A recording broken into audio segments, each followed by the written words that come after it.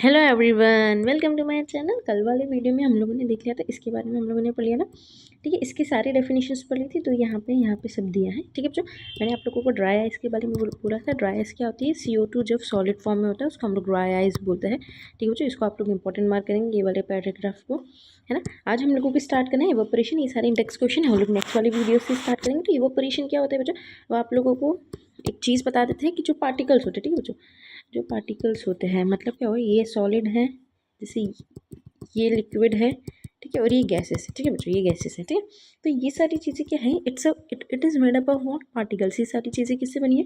Particle से बनी है। छोटे छोटे छोटे छोटे मिलकर पार्टिकल से बनी है। सारी चीज़ें सबसे पार्टिकल से बनी है ना। तो होता क्या है कि this particles are always moving. ये वाले पार्टिकल्स जो होते हैं, भले से वो सॉलिड्स में हो, लिक्विड्स में हो या गैस में हो, ठीक है, जो पार्टिकल्स होते हैं वो ऑलवेज मूविंग होते हैं। अब आप लोग सोचेंगे कि सॉलिड में तो पार्टिकल मूव करते, गैस में तो करते, वो तो हमको पता है।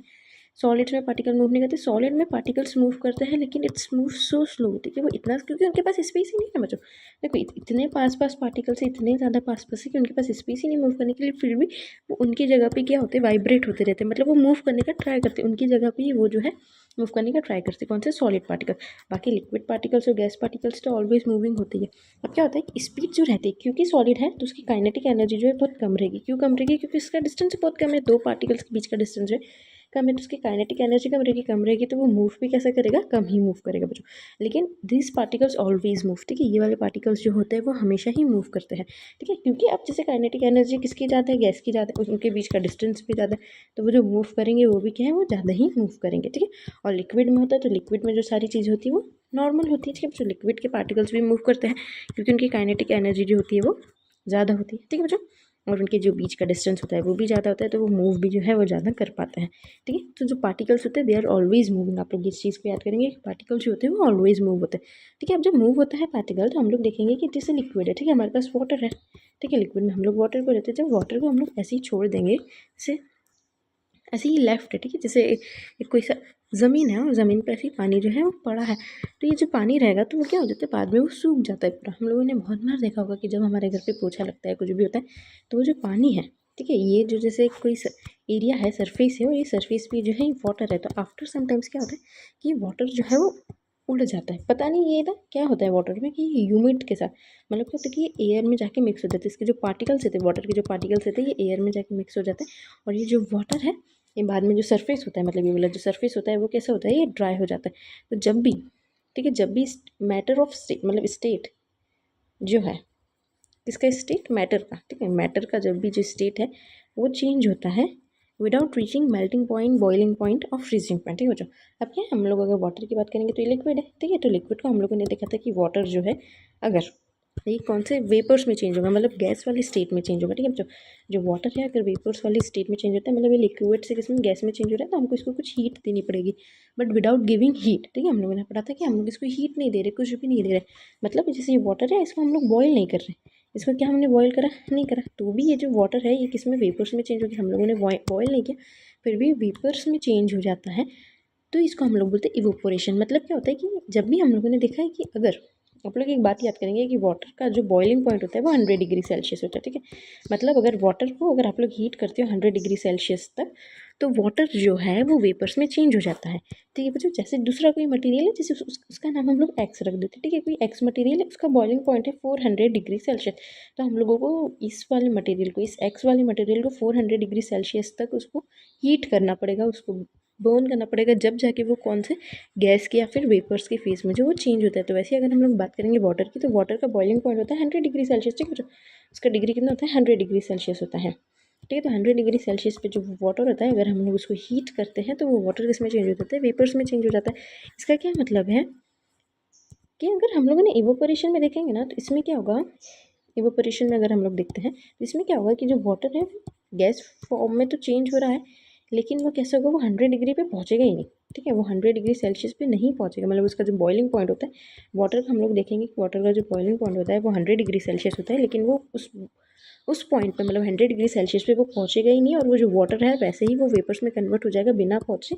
तो क्योंकि क्या होता है कि एयर में उसके पास थोड़ी सी एनर्जी रहती है। अब इसको एनर्जी मिलती कहाँ से, तो इसको एनर्जी मिलेगी सरफेस पे। जैसे ये कोई सरफेस है, ठीक है बच्चों, ये सरफेस पे अगर ये वाटर है, ठीक है, तो इसको ये सरफेस पे जो सॉलिड्स की जो एनर्जी रहती है ना बच्चों, ये सरफेस है, कोई भी सरफेस है, वो वाला भी सरफेस है, it also made up of particles है ना। ये तो हम लोग समझते हैं कि वो सरफेस है, वो भी पार्टिकल से मेडअप है।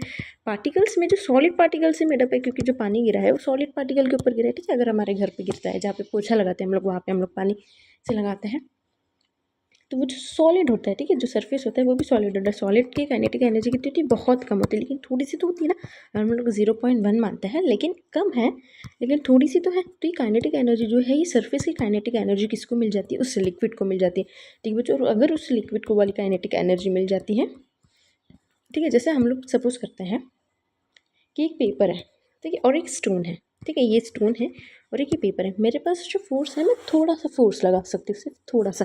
तो क्या थोड़े से फोर्स में, अगर मैंने सिर्फ थोड़ा सा फोर्स लगाया, तो थोड़े से फोर्स में मैं पेपर को उड़ा पाऊंगी, यस, लेकिन उसमें मैं स्टोन को नहीं उड़ा पाऊंगी, ठीक है। जैसे अगर मैंने 10 यूनिट का फोर्स लगाया, ठीक है बच्चों, 10 यूनिट का अगर मैंने फोर्स लगाया, तो मैं पेपर को तो है वो पकड़ लूँगी, लेकिन मैं स्टोन को नहीं उठा पाऊंगी। पेपर को तो मैं ज़मीन से उठा पाऊंगी, लेकिन स्टोन को नहीं उठा पाऊंगी, क्योंकि क्या होता है कि जो सॉलिड रहते हैं ना, उनको हिलने के लिए, उनको ब्रेक करने के लिए बहुत ज़्यादा एनर्जी लगती है। सबसे ज़्यादा एनर्जी किसको लगती है, सॉलिड्स को ब्रेक करने के लिए, लेकिन लिक्विड को ब्रेक करने के लिए तो कम एनर्जी लगती है। तो अगर हम लोग सॉलिड को अगर स्टोन समझेंगे, और अगर लिक्विड को अगर हम लोग क्या समझेंगे, पेपर समझेंगे, ठीक है। तो इसको हमने स्टोन समझा और इसको हमने पेपर समझा, तो इसके पास जो एनर्जी है, थोड़ी सी एनर्जी, इससे इसका तो कुछ होगा नहीं, इसके पार्टिकल्स तो मूव होंगे नहीं, लेकिन अगर ये इसकी एनर्जी इसको दे देगा, लिक्विड को दे देगा, मतलब क्या हो रहा है कि हम सॉलिड को हम लोगों ने कंसिडर किया स्टोन, ठीक है, और लिक्विड को जो है, मतलब जो वाटर है, इसको हम लोगों ने कंसिडर किया पेपर, ठीक है। तो इसके पास जितनी एनर्जी, इतनी एनर्जी से सॉलिड का तो कुछ होगा नहीं, उसके पार्टिकल्स तो मूव होंगे नहीं, लेकिन अगर ये वाली एनर्जी अगर हम लोग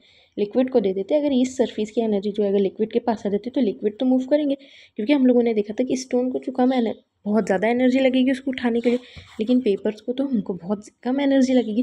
तो अगर इसकी एनर्जी, स्टोन में हम लोग इतनी एनर्जी लगा रहे हैं, स्टोन में अगर वो एनर्जी नहीं लग पा रही है, ठीक है, तो वो एनर्जी अगर हम लोग इसको दे देंगे पेपर को, तो पेपर जो है आसानी से उड़ जाएगा। वैसे ही मैंने आप लोगों को बोला कि जो सॉलिड की एनर्जी अगर हम लोग लिक्विड में दे देते हैं, ठीक है, जैसे सरफेस है, ठीक है, अब आप ये जैसे सरफेस है, इस पर है पानी गिरा है, ठीक है बच्चों। तो ये जो सरफेस की है, अगर ये वाली सरफेस की जितनी एनर्जी है, उससे तो ये सरफेस तो ब्रेक भी नहीं हो रहा है, इसके पार्टिकल्स थोड़ा सा मूव कर रहे हैं।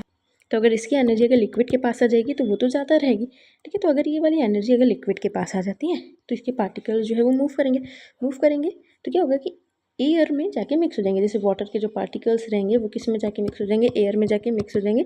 और अगर उनको थोड़ा सा भी सनशाइन मिले, सनशाइन अगर मिले उनको, थोड़ा सा भी, थोड़ी सी भी रोशनी मिले, तो वो क्या होता है कि वाटर के पार्टिकल्स जो है वो एयर में चेंज हो जाते हैं। मतलब क्या होता है कि वाटर के पार्टिकल्स जो है वो वेपर्स बन के एयर में मिक्स हो जाते हैं, ठीक है, मतलब उड़ जाते थे कि भाप, जो हम लोग स्टीम बोलते हैं ना, देखते हैं स्टीम जो हम लोग बोलते हैं, तो वाटर के पेपर्स के साथ होते हैं स्टीम हो जाते हैं। लेकिन ये स्टीम हो रहे हैं, लेकिन क्या ये 100 डिग्री सेल्सियस पे पहुँचे, नहीं, 100 डिग्री सेल्सियस पे पहुँचेंगे, क्योंकि अगर हम लोग वाटर लेते हैं और अगर वाटर को हमको अगर बॉईल करते हैं, तो हम लोग 100 डिग्री सेल्सियस तक उसको बॉईल करते हैं, उसके बाद वो वेपर्स में कन्वर्ट होता है।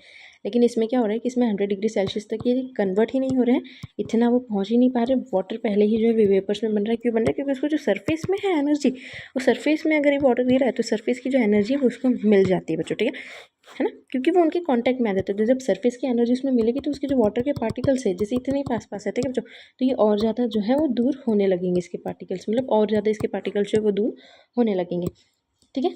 आपको आप ये वाली चीज़ें समझ आ गई, तो इसको बोलते हैं इवोपरेशन। अब इवोपरेशन क्या होता है, उसकी डेफिनेशन हम लोग देख लेते हैं यहाँ पे, ठीक है। तो आपको जैसी डेफिनेशन लिखी है वैसे आप लोगों को लिखना है, ठीक है। सो हम लोगों ने ये वाली जो चीज़ है मैंने आप लोगों को समझा दी। जैसे उन्होंने कपड़ों का भी दिया कि हम लोग जब कपड़े हैं वो गीले रहते हैं, ठीक है, कपड़े जो रहते हैं वो वेट रहते हैं, और हम लोग उसको सुखा देते हैं, ठीक है। सिखाने के बाद क्या होता है कि उसकी जो एनर्जी रहती है, ये कपड़ों में जितना भी पानी है, तो ये पानी क्या करता है, ये सन रहता है, हम लोग हमेशा धूप में कपड़े सुखाते हैं, तो सन क्या करता है, थोड़ी सी एनर्जी देता है, और ये वेट जो कपड़ा है ये ड्राई हो जाता है। क्या हम लोगों ने ये जो कपड़ा गीला है, क्या उसको बॉयल किया या फिर उसको कुछ किया, 100 डिग्री सेल्सियस पे ले गए, उसको गर्म किया हमने उस कपड़े को, तो मतलब जैसे कपड़ा जो है, क्लोथ जो है वो वेट है, लेकिन हमने उसको 100 डिग्री सेल्सियस पे तो किया ही नहीं, ताकि उसका जो पानी है उड़ जाए, वो ऑटोमेटिकली उड़ जाता है, ठीक है बच्चों। क्योंकि उसको जो एनर्जी मिल रही है वो सन से मिल रही है, ठीक है, जो सन से मिल रही है एनर्जी। और हमने जब वाटर जब पोछा लगाया, तो उसको एनर्जी किससे मिल रही है, सरफेस से मिल रही है, ठीक है। तो हमने 100 डिग्री सेल्सियस पहुँचाया नहीं, एक को तो सरफेस से एनर्जी मिल गई, ठीक है, क्योंकि ज़मीन पे हम लोगों ने पोछा लगाया, और एक को एनर्जी मिल जाएगी सन से। तो हमने 100 डिग्री सेल्सियस दिया क्या नहीं दिया, उसके बाद भी वो जो चीज़ है, ठीक है, सरफेस पे पानी गिरा है, तो वो भी कैसे हो गया, ड्राई हो गया, और वो कपड़े भी कैसे ड्राई हो गए, तो मतलब उनका पानी का है ये एयर में जाके मिक्स हो गया, क्योंकि उनको एक को एनर्जी मिली सरफेस पे, और सरफेस से, और एक को एनर्जी मिली सन से, ठीक है। इसको ही हम लोग इवोपोरेशन बोलते हैं। तो आप लोग ये लास्ट वाली जो लाइन है, नीचे वाली जो लाइन है, उसको मार्क करेंगे, ठीक है, ये वाली लाइन है, this phenomena of change of liquid into vapours at any temperature, लेकिन below its boiling point is called evaporation.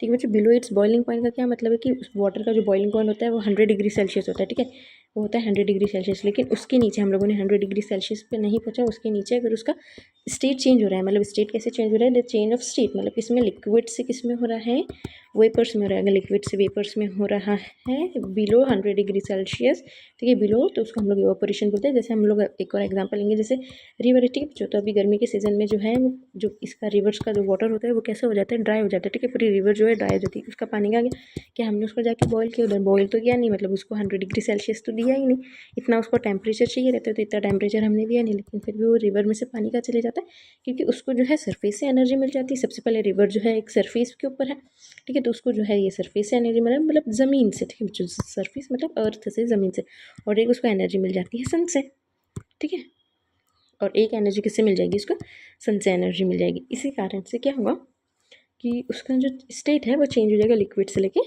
Solid तक, और सॉरी लिक्विड से लेके गैस मतलब वेपर्स में। ठीक है, तो ये सारी चीज़ें आप लोगों को समझ आई होगी। हम लोग मूव करते हैं तो फैक्टर्स अफेक्टिंग इवेपोरेशन, ठीक है, कौन सा फैक्टर है जो इवेपोरेशन को अफेक्ट करता है, ठीक है, तो ये बहुत ज़्यादा इंपॉर्टेंट टॉपिक है। उसके पहले हम लोग देखते हैं ये वाली एक्टिविटी, ठीक है बच्चों, ये कौन सी एक्टिविटी है, एक्टिविटी 1.4, ठीक है, तो एक्टिविटी 1.14 है, ठीक है, 1.14, उसके लिए क्या करना है, एक टेस्ट ट्यूब लेंगे, ठीक है, टेस्ट ट्यूब कुछ इस शेप का आता है, और एक चाइना डिश लेंगे और 2 बार चाइना डिश लेंगे, ठीक है बच्चों, इसमें हम लोग पानी भर देंगे, इसमें भी पानी भर देंगे, इसमें भी पानी, और इन दोनों को क्या करेंगे हम लोग विंडो के पास रख देंगे, जहाँ से डायरेक्ट इनको सनशाइन मिलेगी। ठीक है, इसको क्या रख देंगे, इसको कबर्ड में रख देंगे, ठीक है, या फिर किधर भी ड्रॉवर में कहीं भी रख देंगे। तो क्या होगा कि ये जो टेस्ट ट्यूब रहेगा और ये चाइना डिश रहेगी, तो सबसे पहले इवेपोरेशन किस में होगा, मतलब इसका पानी ज़्यादा जल्दी वेपर्स बनेगा या इसका बनेगा। तो क्या होता है कि जैसे इसका सरफेस जो छोटा है, ठीक है, जो इसका सरफेस छोटा है, तो इसको पानी में सबसे पहले ये वाली ऊपर वाली लेयर जाएगी, फिर नीचे वाली लेयर जाएगी, फिर उसके बाद वाली लेयर जाएगी, ठीक है, फिर उसके बाद ये वाली लेयर बनेगी। तो ऐसे जितनी भी लेयर्स बन रही है, क्योंकि इसका जो है सरफेस हम लोगों ने इसमें भी 5 ml डालेंगे और उसमें भी चाइना डिश में भी 5 ml डालेंगे, मतलब कोई सी भी कटोरी में, ठीक है, आपके पास अगर कोई सी भी फ्लैट अगर कुछ भी बाउल होगा उसमें, सबसे पहले ये वाली लेयर जो वेपर्स बनेगी, उसके बाद ये वाली लेयर बनेगी, फिर ये वाली लेयर बनेगी, ठीक है, लेकिन उसमें अगर हम लोगों ने देखा कवर्ड, मतलब कोई भी हम लोगों ने प्लेट में लिया, तो उसमें क्या होता है बहुत कम लेयर्स बनती है, और उसका जो ये वाला डिस्टेंस रहता है वो ज़्यादा रहता है, ठीक है, ये वाला डिस्टेंस जो रहता है कम रहता है। सबसे पहले ये वाली लेयर जो है वेपर्स बनेगी, फिर उसके बाद सेकंड लेयर बन जाएगी, ठीक है, फिर उसके बाद थर्ड लेयर बनेगी, फिर उसके बाद फोर्थ लेयर जो है वेपर्स बनेगी। तो इसमें कितनी लेयर्स हो रही है, अगर हम लोगों ने टेस्ट ट्यूब में देखा तो टेस्ट ट्यूब में तो बहुत ज़्यादा लेयर्स हो रही है, लेकिन अगर हम लोगों ने उसमें देखा तो उसमें बहुत कम लेयर्स हो रही है। तो सबसे पहले इवेपोरेशन किसका होगा, इसका होगा, क्योंकि इसका एरिया जो है सरफेस एरिया जो है बड़ा है, तो जैसे जैसे उनका सरफेस एरिया बड़ा रहता रहेगा वैसे वैसे इवेपोरेशन ज़्यादा होते रहेगा। ठीक है, अब जो थर्ड वाला केस था, अगर हम लोग उसको कबर्ड में रखा, ठीक है बच्चों, इसको हम लोगों ने रख दिया कबर्ड में, तब कबर्ड में रखने के पास क्या होगा, उसको सनशाइन मिल रहा है क्या, नहीं मिल रही, तो इसको और भी ज़्यादा टाइम लगेगा वेपर्स में कन्वर्ट होने में, क्योंकि उसको जो उसकी सरफेस एनर्जी मिलेगी वो इतनी एनर्जी जो है मिल नहीं पाएगी। ठीक है, जो सरफेस एनर्जी वो इतनी नहीं मिल पाएगी जितनी ज़्यादा वो सनशाइन जो रहती है। ठीक है, तो अगर सनशाइन में रखेंगे तो इवेपोरेशन फास्ट होगा, किस वाले केस में होगा, टेस्ट ट्यूब में फास्ट होगा, या फिर कोई भी चाइना डिश में फास्ट होगा, तो चाइना डिश में फास्ट होगा, क्योंकि उसका सरफेस एरिया ज़्यादा है। ठीक है, क्योंकि उसका एरिया जो होता है ना, जो टेस्ट ट्यूब रहता है कुछ इस प्रकार का दिखता है, और जो वो होता है वो कुछ इस प्रकार का दिखता है, तो इसमें दोनों में अंतर है। ठीक है बच्चों, और अगर हम लोग देखेंगे कि अगर उसको इस वाली चीज़ को अगर कवर्ड में रखते हैं तो इसमें और भी कम टाइम लगेगा। ठीक है, तो यही बस आप लोगों का एक्टिविटी है। तो इसमें आप लोगों को अब आता है कि फैक्टर्स अफेक्टिंग इवेपोरेशन। अब यहाँ से जो है इंपॉर्टेंट टॉपिक है, तो आप लोग इसको मार्क करेंगे। इसके सारे फैक्टर्स जो है मैं आप लोगों को सारे फैक्टर्स बोलूँगी कि आप लोग इंपॉर्टेंट मार्क करेंगे, एक, ठीक है, फर्स्ट, सेकंड, थर्ड, फोर्थ, तो ठीक है, सारे फैक्टर्स जो है आप लोगों के लिए बहुत ज़्यादा इंपॉर्टेंट रहेंगे, और ये वाले क्वेश्चन जो है एग्जाम्स में आते हैं। ठीक है बच्चों, तो आप लोग इसको याद करेंगे। ठीक है, और इसमें मैं एक चीज़ और बोली, इसमें एक और ऑब्जर्वेशन है। सबसे पहले तो आपको इसको कौन से समर डेज में रखना है सबसे पहले, और सेकंड रखना है रेनी डे में। तो क्या होगा कि समर डे में क्या होता है, जैसे अगर समर है और रेनी है, ठीक है, तो समर में क्या होता है उसका जो सनशाइन है वो ज़्यादा होती है। ठीक है बच्चों, क्योंकि धूप जो ज़्यादा निकलती है, लेकिन रेनी सीजन में जो सन वो ज़्यादा नहीं निकलता है, तो इसलिए समर में जो है इवेपोरेशन फास्ट होता है, रेनी सीजन में इवेपोरेशन जो है वो लो होता है, क्योंकि इतनी सनशाइन ही नहीं है। ठीक है, अब उसमें फैक्टर्स देखेंगे, सबसे पहले अगर सरफेस एरिया, जैसे हम लोगों ने मैंने बताया था आप लोगों को, ठीक है, कि जो सरफेस एरिया है, ठीक है, जैसे हम लोगों ने पहले ऐसा टेस्ट ट्यूब लिया, फिर ये वाला टेस्ट ट्यूब लिया, ठीक है, तो इसका जो है सरफेस एरिया ज़्यादा है, तो जितना सरफेस एरिया ज़्यादा होता है उतना इवेपोरेशन ज़्यादा होता है। तो सबसे पहला पॉइंट ये है कि जैसे जैसे सरफेस एरिया बड़ा, जितना सरफेस एरिया बड़ा होता है उतना इवेपोरेशन जो है वो फास्ट होता है, मतलब सरफेस एरिया जो है इवेपोरेशन के डायरेक्टली इन्वर्स है। ठीक है बच्चों, आप लोगों को डायरेक्टली इन्वर्स तो समझ आता होगा ना, मैं इतना होप कर सकती हूँ कि आप लोगों को ये चीज़ समझ आती ही होगी। ठीक है, अब उसके बाद हम लोग सेकंड वाला देखेंगे। तो सेकंड पॉइंट में है कि टेम्परेचर, जितना जितना टेम्परेचर इंक्रीज होगा, जैसे जैसे हम लोग टेम्परेचर बढ़ाते जाएंगे वैसे वैसे इवापोरेशन जो है वो बढ़ते ही जाएगा। ये आप लोगों को मालूम ही होगा। ठीक है, जितनी ज़्यादा उसको सनशाइन मिलेगी इतना ज़्यादा जो इवापोरेशन बढ़ते रहेगा। ठीक है बच्चों, तो ये वाला पॉइंट भी आप लोगों को क्लियर होगा। ठीक है, क्योंकि जब हम लोग टेम्परेचर बढ़ाते हैं तो उनकी काइनेटिक एनर्जी जो है वो बढ़ जाती है। ठीक है, टेम्परेचर बढ़ाएंगे तो काइनेटिक एनर्जी बढ़ जाएगी। काइनेटिक एनर्जी बढ़ेगी तो उनके बीच के पार्टिकल्स के बीच का डिस्टेंस बढ़ेगा। पार्टिकल के बीच का डिस्टेंस बढ़ेगा तो वो क्या हो जाएगा कि लिक्विड से उसको वेपर्स में या फिर गैस चेंज में होने में टाइम कम लगेगा। ठीक है बच्चों, थर्ड होता है कि डिक्रीज इन ह्यूमिडिटी। ह्यूमिडिटी क्या होता है, सबसे पहले आप लोग ये समझ लेंगे कि ह्यूमिडिटी हम लोग जो हर बार बोलते हैं क्या होता है, जो रेनी सीजन होता है ना बच्चों, तो रेनी सीजन में क्या होता है कि हवा में जो रहता है, जो एयर रहती है, तो एयर में क्या होता है, ठीक है, जो एयर रहती है, ठीक है, तो मैं आप लोगों को उसको इस तरीके से समझाती हूँ जैसे एयर है। ठीक है, हमने जो भी एयर रहती है तो वो जैसे ये एयर है रेनी सीजन में, तो ये एयर में क्या होगा कि वाटर पार्टिकल्स मिक्स हो जाते हैं। ठीक है, तो ये एयर में जैसे जब भी वाटर पार्टिकल्स ऐसे मिक्स हो जाते हैं तो उसको हम लोग बोलते हैं ह्यूमिडिटी। ठीक है बच्चों, एयर जो रहती है, क्योंकि रेनी सीजन है तो रेनी सीजन में जो है बारिश होती है, बारिश के कारण क्या होता है कि एयर में वाटर पार्टिकल्स मिल जाते हैं। ठीक है, तो क्या होगा कि जब भी एयर में ऑलरेडी वाटर पार्टिकल्स है, ठीक है, एयर में ऑलरेडी वाटर पार्टिकल्स है और जो है सनशाइन भी कम है, ह्यूमिडिटी का होती है रेनी सीजन में, तो सनशाइन भी जो है कम है, तो उस रेट में क्या होता है, सनशाइन भी कम है, तो इस रेट में क्या होगा कि जो इवेपोरेशन है उसकी प्रोसेस स्लो हो जाएगी। ठीक है बच्चों, क्योंकि ऑलरेडी जो एयर है, ठीक है, जैसे हमारे पास नॉर्मल डेज में इतना एयर रहता है, ठीक है, लेकिन अभी क्या है रेनी सीजन में क्योंकि उसके पार्टिकल्स भी, ठीक है, तो इतना स्पेस तो उसका कवर है। ठीक है बच्चों, इतना स्पेस जैसे हम लोग सपोज करते हैं कि इतना स्पेस कवर है, तो क्या होगा कि उसका जो इवेपोरेशन रेट रहेगा तो इवेपोरेशन रेट कम हो जाएगा, क्योंकि ऑलरेडी उसका स्पेस इतना भरा है वाटर वेपर से, और फिर और सनशाइन भी जो है वो कम है, क्योंकि रेनी सीजन में सन अधिकतर नहीं निकलता है। ठीक है बच्चों, तो इसलिए जैसी जैसी ह्यूमिडिटी जो है वो बढ़ती जाएगी, जैसे ही ह्यूमिडिटी बढ़ती जाती है वैसे ही इवेपोरेशन जो है वो डिक्रीज होते जाता है। तो ह्यूमिडिटी जो है वो इन्वर्सली प्रोपोर्शनल है किसके, इवेपोरेशन के। ठीक है बच्चों, लास्ट टॉपिक हम लोगों ने ह्यूमिडिटी के बारे में पढ़ा है। ठीक है, अब इसके बाद आता है कि विंड स्पीड। तो जितनी ज़्यादा विंड स्पीड होगी उतना ही जो है उसको काइनेटिक एनर्जी मिलेगी, जितनी ज़्यादा विंड स्पीड होगी उतनी ज़्यादा उसको जो है काइनेटिक एनर्जी मिलेगी। जैसे हम लोग देखेंगे उसमें एक एग्जांपल दिया है कि जो क्लोथ्स होते हैं वो जल्दी सूख जाते हैं। ठीक है, अगर विंड रहती है तो मतलब अगर जितनी ज़्यादा उसमें एयर रहेगी तो इतनी जल्दी जो है वो हो जाती है, क्योंकि क्या होता है ना कि जो विंड होता है, ठीक है, विंड की एक स्पीड रहती है, क्योंकि विंड तो हमेशा फ्लो करते रहता है, तो विंड की जो स्पीड रहती है उसके पास काइनेटिक एनर्जी रहती है, तो वो एनर्जी जो है वो लिक्विड को ट्रांसफर कर देता है बच्चों। ठीक है, जो भी उसके पास स्पीड रहती है तो वो पार्टिकल्स ऑफ वाटर वो मतलब जो रहता है,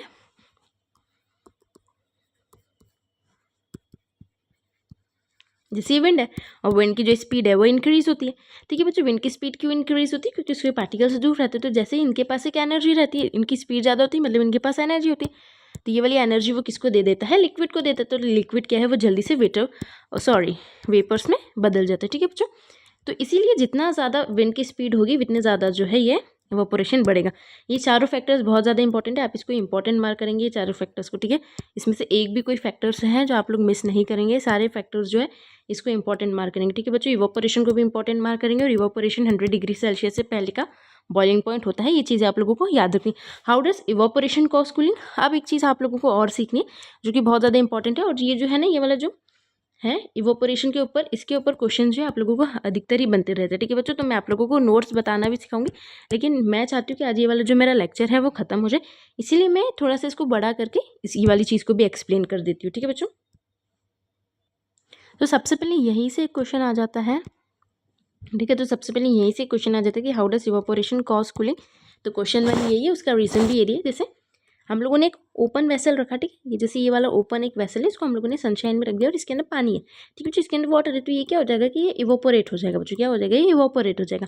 लेकिन क्या होता है कि इवोपोरेट होने के बाद इसमें जो एनर्जी जो रहती है, एनर्जी इंक्रीज होती जाती है। ठीक है, अगर एनर्जी इंक्रीज हो रही है तो मतलब एनर्जी जो है वो खत्म होती जा रही है। जैसे हम लोग सपोज करेंगे कि 10 ml वाटर है, ठीक है बच्चों, 10 ml वाटर है, 10 ml वाटर को इवोपोरेट होने के लिए हम लोग देखते हैं कि 1000 यूनिट्स ऑफ एनर्जी लग रही है। ठीक है बच्चों, अभी हम लोग यूनिट की बात, मैं यूनिट इसलिए लिखती हूँ क्योंकि अभी आपको एनर्जी की यूनिट नहीं पता होगी, तो उसको 1000 जो है यूनिट लग रहा है। ठीक है, अब 10 ml वाटर में से, ठीक है, जैसे जैसे उसका पानी खत्म होता है, अभी 5 ml वाटर है तो मतलब उसमें क्या है कि 500 जो है एनर्जी बची है, क्योंकि जो 10 ml वाटर में कितनी एनर्जी लग रही थी, 1000 एनर्जी लग रही थी, ठीक है।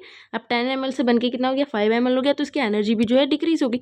अब 5 ml से 2 ml वाटर हो गया, तो उसकी एनर्जी भी कितनी होगी, 200 ml होगी, सॉरी 200 यूनिट्स होगी, ठीक है। तो हम लोग देख रहे हैं कि जैसे जैसे जो है पानी खत्म होते जाता है, ठीक है बच्चों, जैसे जैसे पानी खत्म होते जाता है वैसी वैसी जो है एनर्जी भी डिक्रीज हो रही है। पहले 1000 थी, फिर 500 थी, फिर अब 200 बची है, ठीक है। तो ये कैसे होता है, ठीक है, जैसे जैसे जो है ये डिक्रीज होते जाता है वैसे वैसे ही जो एनर्जी भी है वो भी डिक्रीज होते जा रही।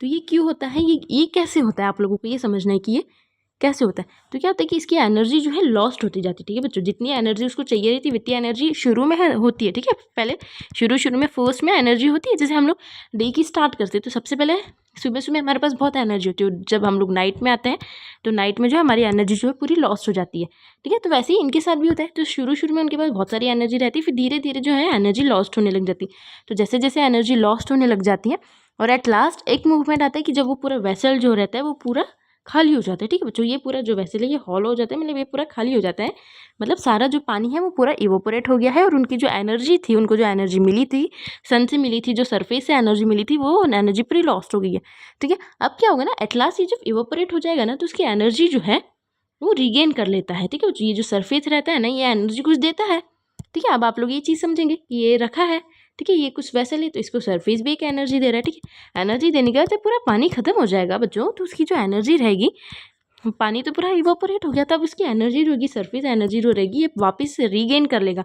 इसकी जितनी भी एनर्जी इसने दी थी, ठीक है, जितनी भी एनर्जी इसने इसको दी थी अब ये सारी एनर्जी इसको क्या है वापस मिल जाएगी, क्योंकि ये एनर्जी पूरी रीगेन हो जाता है, ठीक है। अब आप लोग conservation of law of energy आप लोगों ने अभी पढ़ा नहीं होगा फिजिक्स में, तो वो लॉ क्या कहता है बच्चों, वो लॉ ऐसा कहता है कि एनर्जी जो है वो लॉस्ट नहीं होती, energy is neither be lost और नॉट बी मेड, मतलब ना ही एनर्जी ख़त्म होती है ना ही एनर्जी जो है वो बनती है, ठीक है। ये बनती भी नहीं है एनर्जी, लॉस भी नहीं होती, एनर्जी जो है वो ट्रांसफ़र होती है, ठीक है। कैसी होती है, एनर्जी ट्रांसफ़र होती है। तो पहले एनर्जी उसको मिली, फिर वापस उसने एनर्जी जो है रीगेन कर लिया। तो अभी आपको थोड़ा सी कन्फ्यूजिंग होगा, लेकिन आप लोग इसमें ये लिख सकते हो कि वो एनर्जी वापस अब्जॉर्व कर लेता है, मतलब वो एनर्जी वापस रीगेन कर लेता है वो वाला सरफेस जो है, ठीक है बच्चों। क्योंकि अभी आप लोगों को लॉ ऑफ एनर्जी नहीं पता है, ठीक है, बहुत बच्चों को पता भी होगा तो अच्छी बात है, ठीक है। तो क्या होता है कि this absorption of energy from the surrounding, वो सराउंडिंग को क्या करता है, कूल करता है, ठीक है बच्चों। जो एनर्जी इवापोरेशन में लॉस्ट हुई थी, जो इवापोरेशन में जो एनर्जी लॉस्ट हुई थी वो वापस फिर क्या हो जाती है, रीगेन हो जाती है, ठीक है बच्चों। वो क्या हो जाती है, वापस रीगेन हो जाती है, ठीक है। अब एनर्जी मैंने बताया कि एनर्जी बनती भी नहीं और एनर्जी लॉस भी नहीं होती, एनर्जी जो है वो ट्रांसफ़र होती रहती है। सबसे पहले एनर्जी जो है सरफेस की एनर्जी थी, ठीक है, ये वाली सरफेस ने सबसे पहले एनर्जी लिया, अब पूरी एनर्जी जो है उसने यूज़ कर लिया, ठीक है। अब ये वापस उससे वाटर वेपर से एनर्जी ले लेता है और ये वापस एनर्जी जो है ये उसके सरफेस में रख लेता है, तो एनर्जी रीगेन हो जाती है, ठीक है। थोड़ा सा आप लोगों के लिए कन्फ्यूजिंग होगा क्योंकि आपको एनर्जी का भी लॉ ऑफ कंजर्वेशन नहीं मालूम है। आप लोग इसी साल में जो लॉ ऑफ कंजर्वेशन पढ़ेंगे, केमिस्ट्री में भी पढ़ेंगे और फिजिक्स में भी पढ़ेंगे, ठीक है बच्चों। तो इतना ज़्यादा मतलब अभी आप लोग इतना नहीं सोचेंगे, ठीक है। उसके बारे में हम लोग जैसे जैसे चैप्टर आगे बढ़ते जाएगा हम लोग उस चीज़ को भी और कंटिन्यू करते जाएंगे, ठीक है। अब हम लोग आगे देखते हैं, ठीक है। अब एक और उन्होंने चीज़ बताई कि जो एसीटोन होता है, एसीटोन क्या होता है, ठीक है। आप लोगों का भी एसीटोन और ये सारी चीज़ें बहुत, तो नेल पॉलिश जो होती है, ठीक है बच्चों, तो नेल पॉलिश रिमूवर आप लोगों ने देखा होगा।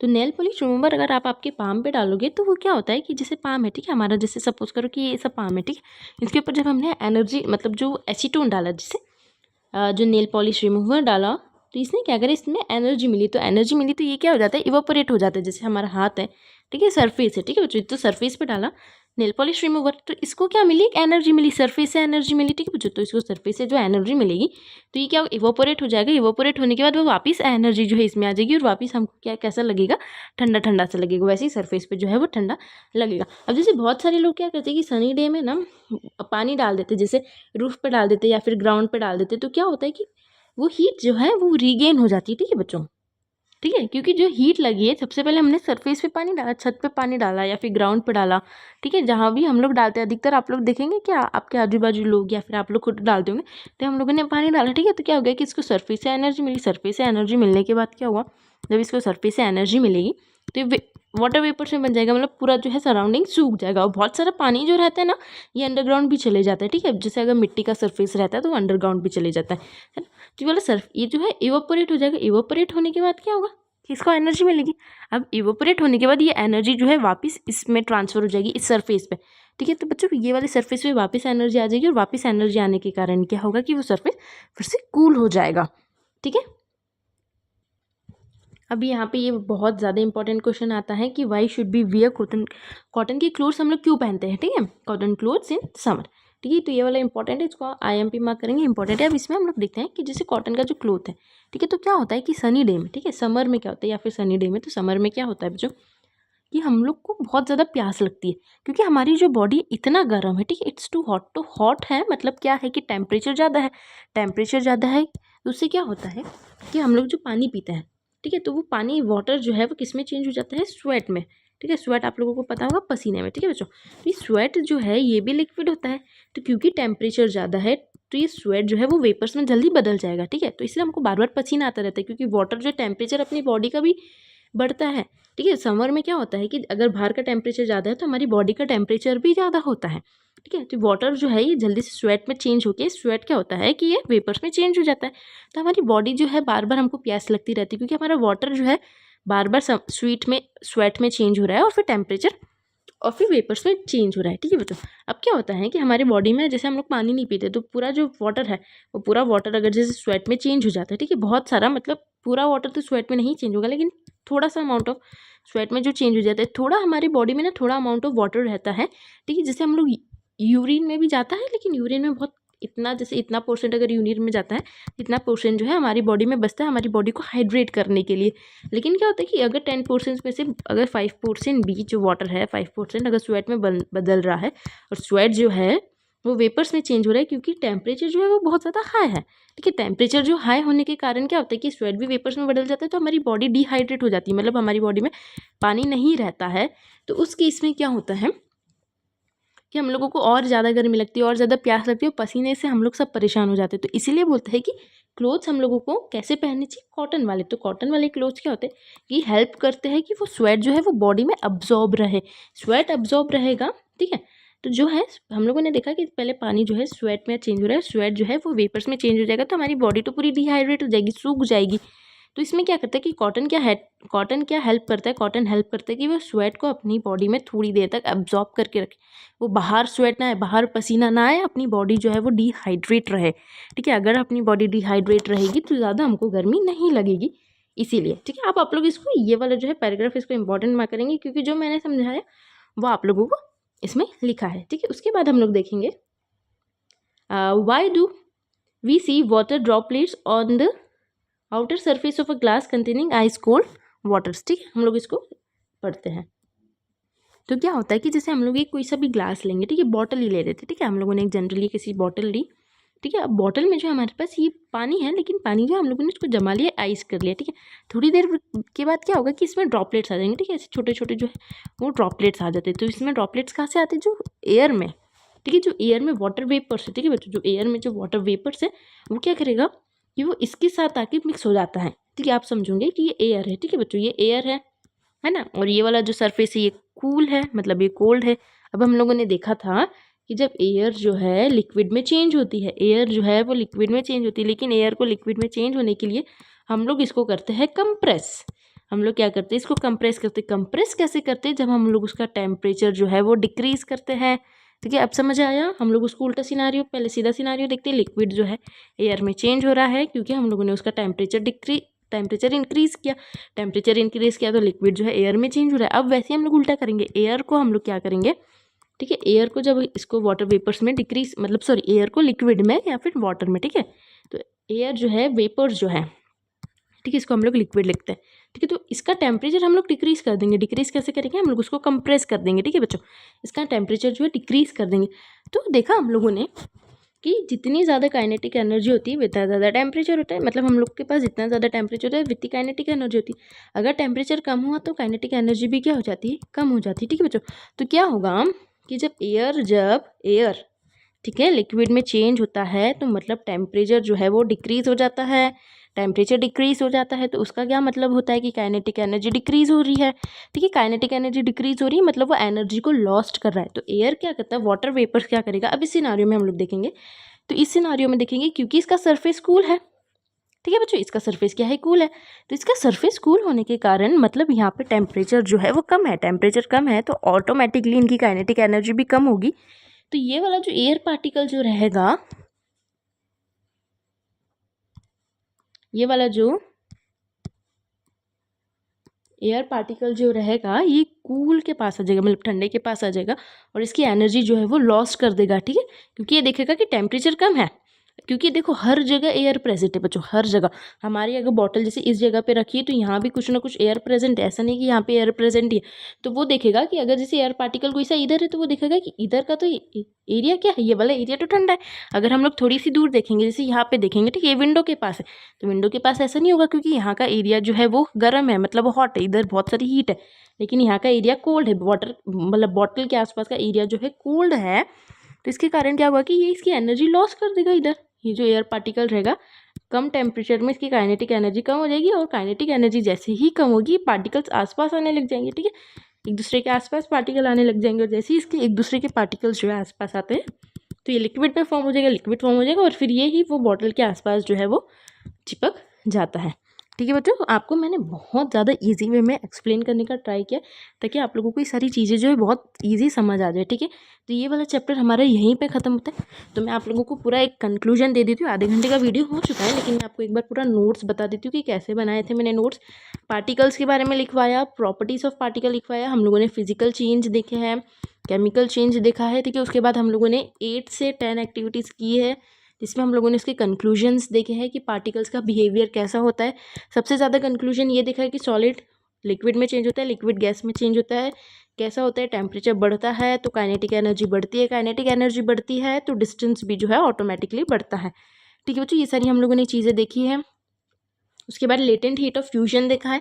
ठीक है, हम लोगों ने लेटेंट हीट पढ़ी है। ठीक है, लेटेंट हीट पढ़ी है, उसका हम लोगों ने एक फ्यूजन वाला भी देखा है और वेपराइजेशन भी देखा। ठीक है बच्चों, दोनों देखा, फ्यूजन और वेपराइजेशन दोनों देखा है। उसके बाद हम लोगों ने कुछ 6-7 डेफिनेशंस जो मैंने आप लोगों को स्लाइड में लगाई थी। ठीक है, जैसे मेल्टिंग पॉइंट की एक हो गई, एक फ्रीजिंग पॉइंट की हो गई, एक बॉइलिंग पॉइंट की हो गई, ये तीनों डेफिनेशन इंपॉर्टेंट रहती है। उसके बाद मैंने सब्लिमेशन, सॉलिडिफिकेशन, फ्यूजन, कंडेंसेशन, ये सारी डेफिनेशन जो है मैंने पढ़ा दी है। ठीक है बच्चों, उसके बाद मैंने आप लोगों को इवोपोरेशन पढ़ाया है, इवोपोरेशन के फैक्टर्स पढ़ाए और 3 क्वेश्चन हम लोगों ने अभी देखे हैं। अभी ही हम लोगों ने 3 क्वेश्चन देखे जिसको आप लोग इंपॉर्टेंट मार्क करेंगे। ठीक है, इवोपोरेशन के फैक्टर्स, ठीक है, इवोपोरेशन के फैक्टर्स और उन फैक्टर्स के बेस पे 3 क्वेश्चन। ठीक है, तो इस वाले वीडियो में हम लोगों ने इस वाले चैप्टर में मतलब हम लोगों ने पार्टिकल्स के बारे में पढ़ा, नेचर पढ़ा, सॉलिड लिक्विड गैस पढ़ा, काइनेटिक एनर्जी पढ़ी, टेम्परेचर पढ़ा, डिस्टेंस पढ़ा और मेन इंपॉर्टेंट चीज़ हम लोगों ने इंटरमॉलिक्यूलर फोर्सेज भी पढ़ा। ठीक है बच्चों, इंटरमॉलिक्यूलर फोर्सेज भी पढ़ा जो कि आप लोगों के लिए बहुत ज़्यादा इंपॉर्टेंट है आगे वाले चैप्टर्स के लिए। ठीक है बच्चों, तो इस चैप्टर के लिए इतना ही। कल वाले वीडियो से हम लोग इंटेक्स क्वेश्चन स्टार्ट करते हैं, तो इस वीडियो के लिए इतना ही। बाय बच्चों, आई होप आप लोगों को मेरा पढ़ाया बहुत अच्छा लगा। थोड़ा सा मैंने ज़्यादा पढ़ाया लेकिन ठीक है, कोई बात नहीं, चलता है। तो आप लोग प्लीज़ मेरे चैनल को शेयर करेंगे, ठीक है, लाइक करेंगे एंड सब्सक्राइब करेंगे। ठीक है बच्चों, अपने फ्रेंड्स के साथ उसको शेयर करना है आप लोगों को। अगर आप लोग सब चाहते हो कि मेरा जो है सब्सक्रिप्शन बढ़े और मैं आप लोग और बच्चों तक पहुँचूँ तो प्लीज़ आप लोग मेरे चैनल को शेयर करेंगे, लाइक करेंगे, सब्सक्राइब करेंगे। इस वीडियो के लिए इतना ही, बाय।